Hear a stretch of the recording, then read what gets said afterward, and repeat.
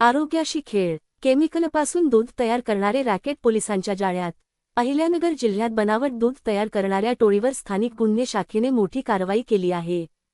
जामखेड तालुक्यातील एका दूध संकलन केंद्रावर छापा टाकत पोलिसांनी केमिकलपासून दूध तयार करणाऱ्या तिघांना ताब्यात घेतले असून तब्बल 17 लाखांहून अधिक किमतीचा मुद्देमाल जप्त केला आहे. पोलीस अधीक्षक सोमनाथ घारगे यांच्या आदेशानुसार जिल्ह्यात दूध भेसळ करणाऱ्यांविरोधात कारवाई सुरू असताना स्थानिक गुन्हे शाखेचे पोलीस निरीक्षक किरणकुमार कबाडी यांच्या नेतृत्वाखाली पथक तयार करण्यात आले. या पथकात उप-पोलीस निरीक्षक समीर अभंग तसेच पोलीस अंमलदार हृदय घोडके, संतोष खैरे, दीपक घाटकर, गणेश लबडे, राहुल द्वारके, लक्ष्मण खोकले, फुरकान शेख, बिरपा करमल, श्यामसुंदर जाधव, विमराज खरसे, राहुल डोके, भाऊसाहेब काळे, अमोल कोतकर, सुनील मालणकर, चालक अरुण मोरे व उमाकांत गावडे यांचा समावेश होता. 14 फेब्रुवारी 2026 रोजी मिळालेल्या गुप्त माहितीनुसार जामखेड पोलीस स्टेशन हद्दीत रामदास नवनाथ उबाळे हा आपल्या दूध संकलन केंद्रात केमिकलपासून दूध तयार करत असल्याचे समोर आले. अन्न व औषध प्रशासन विभागाचे अन्न सुरक्षा अधिकारी राजेश नामदेव बडे यांना सोबत घेऊन पोलिसांनी छापा टाकला. या कारवाईत खालील आरोपी आढळून आले.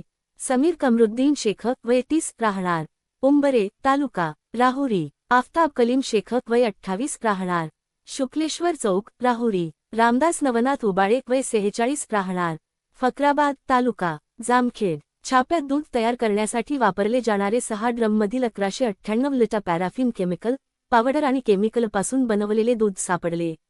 आरोपींकडून या केमिकलपासून सुमारे 24,000 लिटर बनावट दूध तयार होत असल्याची माहिती देण्यात आली. अन्न सुरक्षा अधिकाऱ्यांनी हे दूध मानवी आरोग्यास घातक असल्याचे स्पष्ट केले. पोलिसांनी आरोपींकडून 2,39,600 रुपये किमतीचे पॅराफिन ऑइल, 81,056 रुपये किमतीची पावडर, 12,160 रुपये किमतीचे बनावट दूध, 14 लाख रुपये किमतीची 2 पिकअप वाहने असा एकूण 17,32,816 रुपये किमतीचा मुद्देमाल जप्त केला. या प्रकरणी जामखेड पोलीस ठाण्यात भारतीय न्याय संहिता व अन्न सुरक्षा कायद्यांतर्गत गुन्हा दाखल करण्यात आला असून पुढील तपास स्थानिक गुन्हे शाखा करीत आहे. बनावट दूध तयार करण्याच्या या प्रकारामुळे नागरिकांच्या आरोग्याशी गंभीर खेळ होत असल्याचे स्पष्ट झाले आहे. पोलिसांनी अशा प्रकारांविरोधात कारवाई सुरू ठेवण्याचा इशारा दिला आहे. लोकन्याय मराठी न्यूज चॅनलसाठी राजेंद्र सूर्यवंशी.